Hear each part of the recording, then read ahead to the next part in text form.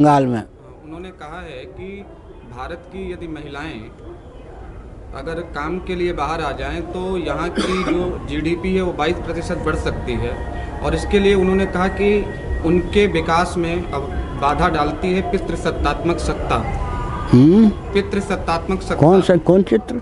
पितृसत्तात्मक वंश पिता परंपरा। की सत्ता जो भारत में प्रतिष्ठित है। परंपरा, वंश हाँ, परंपरा। वंश परंपरा। तो उसको वो अवरोधक मानते हैं। तो कैसे ये मतलब। ठीक है, बहुत अच्छी बात है। उनके वो नोबेल पुरस्कार उनको क्यों मिला, मनमोहन सिंह जी को क्यों नहीं मिला? मनमोहन सिंह जी के तो ग्रंथ विदेशों में पढ़ाए जाते हैं, क्योंकि वो क्रिश्चियन नहीं है घोषित। कौन? और ये घोषित क्रिश्चियन है। तो नोबेल पुरस्कार भी मिलने के राज क्या है, रहस्य क्या है, ध्यान गया। दूसरी बात यह है कि धर्मा विरुद्धो भूतेषु कामोस्मि भर्तर्षभ। अंजन कहा आँख जई फूटे।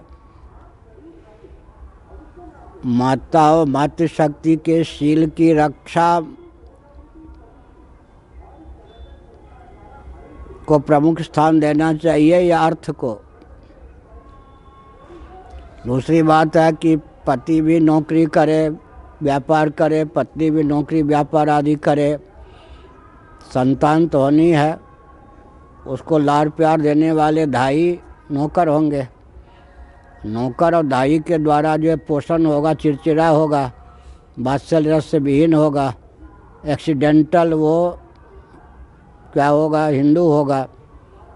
Accidental, I am accidental Hindu वाली कहावत होगी चरितार्थ।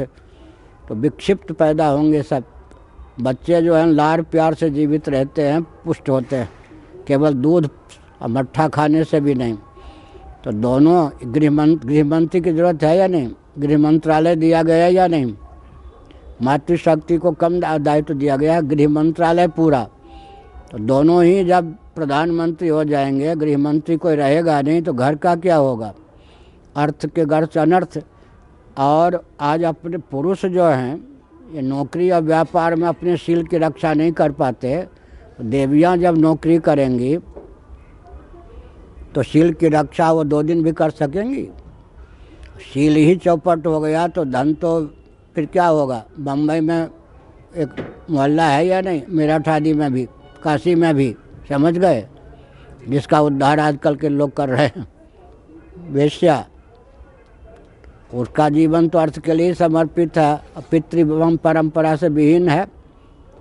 परंपरा को छोड़ के ही तो ये काम होता है। तो उनका जीवन गर्हित है या नहीं? पिता ही क्यों कह रहे, पति भी फिर रोरा मटकावेगा। कुतिया भी, वो उसके ऊपर मनुष्य का नियम नहीं लागू है, लेकिन कुतियों को देखें, वो भी आखिर अपने एक कुत्ते को पति बना के रखती। उसके संरक्षण में रहना कुतियों को भी पसंद है। उसके बच्चों की भी रक्षा कुत्ते कुत्ती दोनों मिलके करते। क्या देखा है कुत्तियों में? कुत्तियों में भी अंत में मनोबल क्या होता है? एक कुत्ता का होकर रहना चाहती हैं कुतियाँ। उन पे मनुष्यों का नियम लागू नहीं है, लेकिन उसी से उनको शांति मिलती है। कुत्तों का भी एक अलग वर्ग बन ही जाता है, ये बेटा है, ये बेटी है, जब तक सही कुत्ता है कुत्ती है। इसलिए हमने ये कहा कि वंश परंपरा का उच्छेद बने वर्ण संकरता और कर्म संकरता। अर्थ की विपन्नता का मूल हेतु क्या है? कर्म संकरता। मैं हरिद्वार कुंभ में स्नान घर में था तो एक विचार आया, किसी कारण से कोई वर्ण संकर हो भी जाए,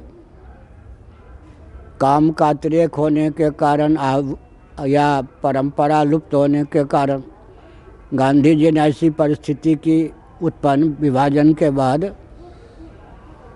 कि पाकिस्तान छोड़ के जो हिंदू आए पूरे देश में बिखर गए। उनकी बेटियां भी जवान हो गईं, बेटे भी जवान हो गए, जात बिरादरी से दूर हो गए, पूरे देश में बिखर गए।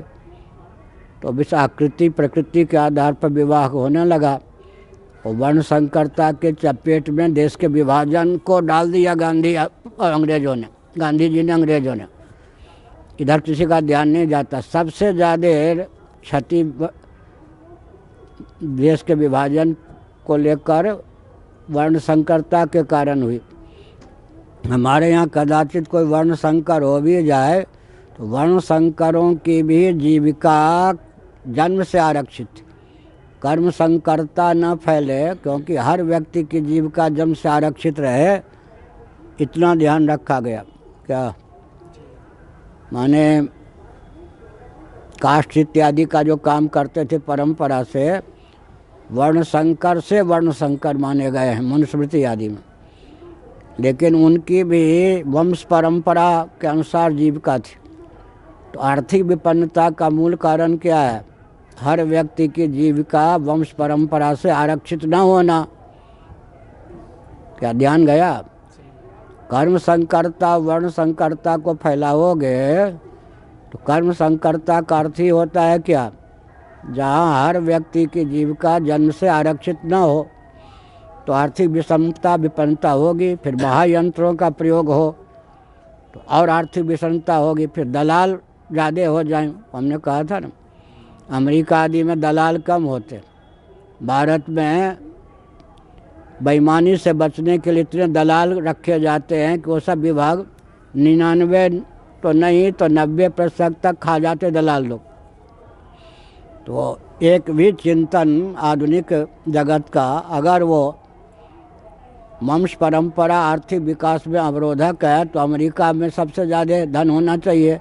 अब अमेरिका तो राष्ट्रपति भवन के व्यक्तियों को वेतन देने में समर्थ नहीं है, कहाँ से आ गई बात?